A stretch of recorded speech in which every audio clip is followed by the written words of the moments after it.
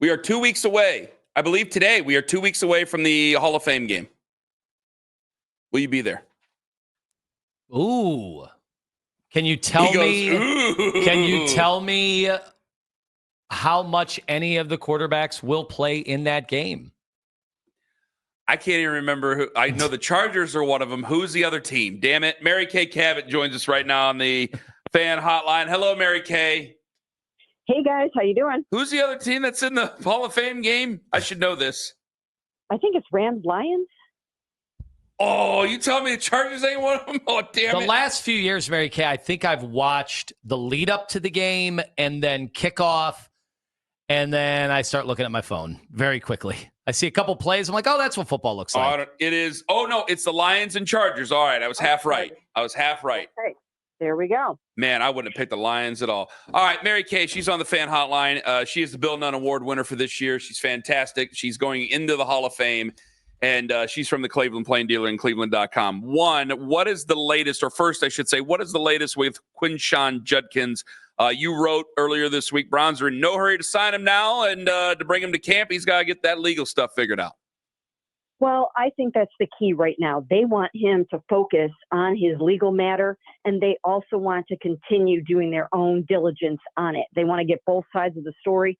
They want to know exactly what the situation is that they're dealing with before they proceed. So they are not hyper-focused on getting that contract signed and making sure that he reports to camp with the rest of the rookies on Friday. So they're still sorting through it. It does take time. It takes time. You have to talk to people. You have to investigate. You have to go through the legal system, the process, and all of that. So that's what they're doing right now. And if by some chance they get things worked out enough today that they have him in camp tomorrow, then so be it. But I wouldn't be surprised if that's not going to happen like that. Mary Kay, obviously there was no reason, at least based on what we knew, and unless you knew something different, there was no reason to believe that this particular player, especially considering he was at Ohio State, he was right down the road, we probably had more access to information on. No reason to believe that this would go south. But with all of that said, do you think at some point, whether it's Stefanski, Andrew Berry, the Haslams, I think they're sick and tired of answering questions about this seemingly every year, which it kind of has been almost every year. They've had a player that they have either drafted or acquired that they've had to answer questions like this. Well, I posted a story this morning. I haven't tweeted it yet or posted it on X yet, but I wrote a story yesterday and posted it this morning about some things that the Browns have done over each of the past 2 seasons, including this mini camp, to educate their players on domestic violence.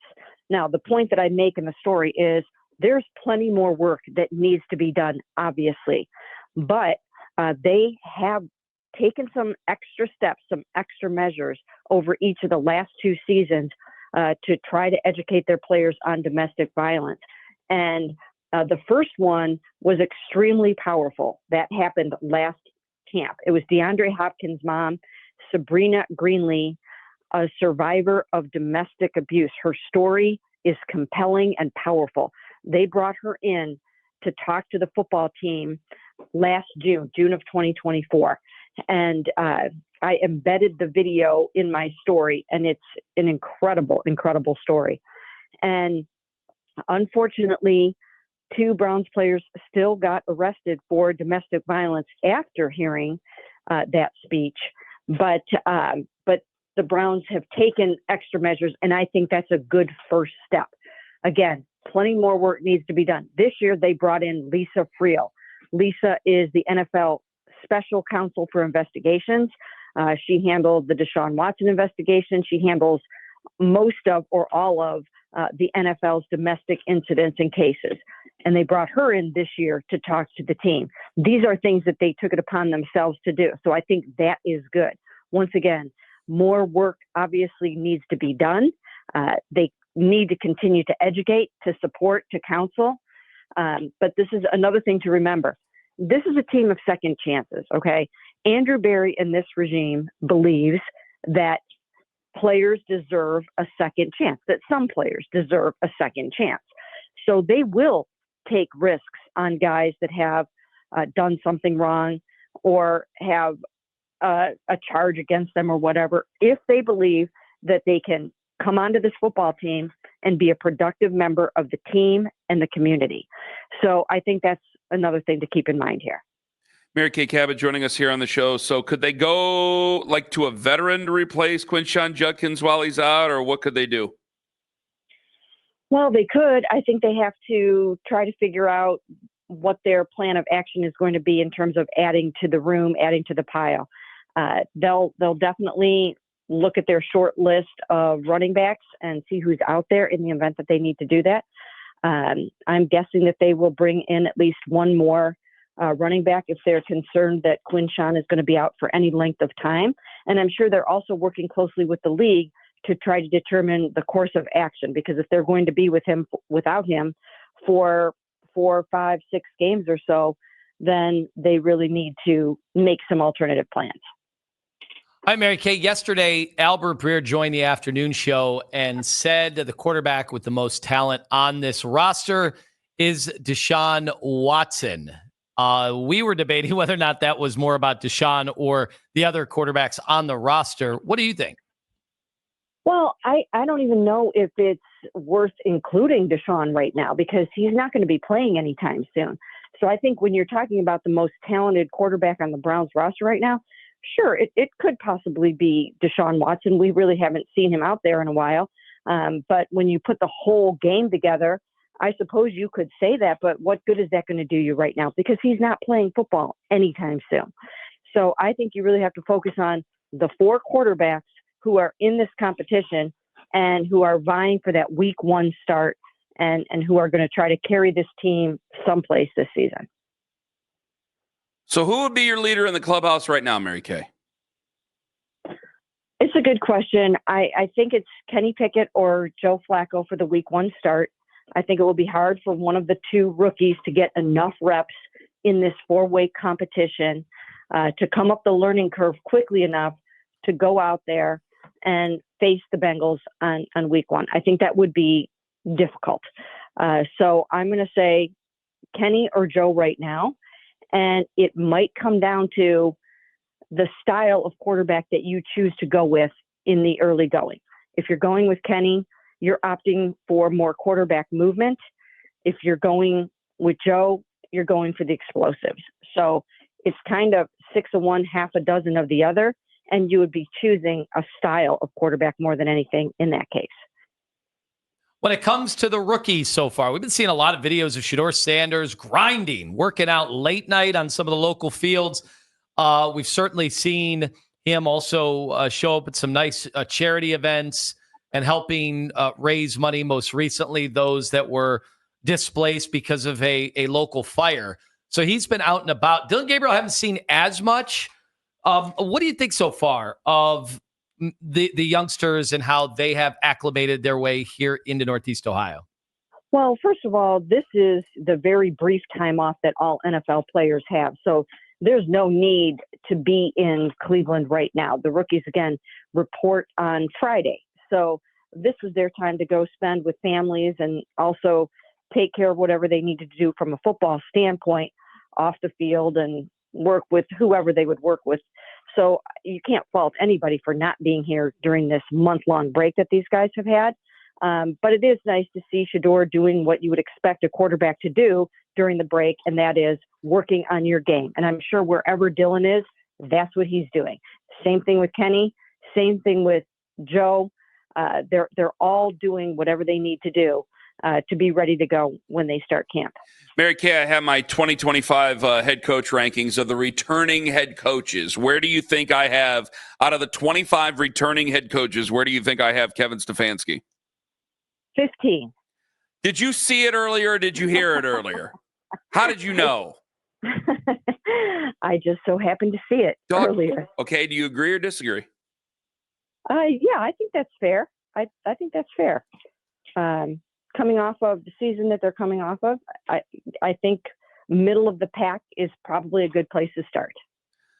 Okay, I'll take that. I'm happy she'll take that as well. Thank you very much, Mary Kay. Go ahead, Tone. If you were to weigh in, Mary Kay, and somebody said, all right, who is going to be dead last in the AFC North when this season is over, and that person happened to be me asking the question, what would your answer be?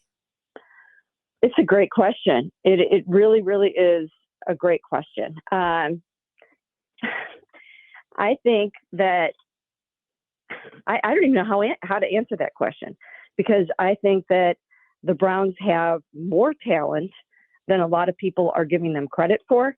I mean, you look at this football team and you still have Myles Garrett, Denzel Ward, David Njoku, Joel Bitonio, Jack Conklin, Jerry Jeudy. I think it all comes down to quarterback play. And if they get good quarterback play, then they don't have to end up in the basement. If they don't get good quarterback play, then I think they are going to end up potentially last in the AFC North. So I think it all comes down to that. And I think it's really hard to predict right now how they're going to be at the quarterback position. So I can't really rank them just yet.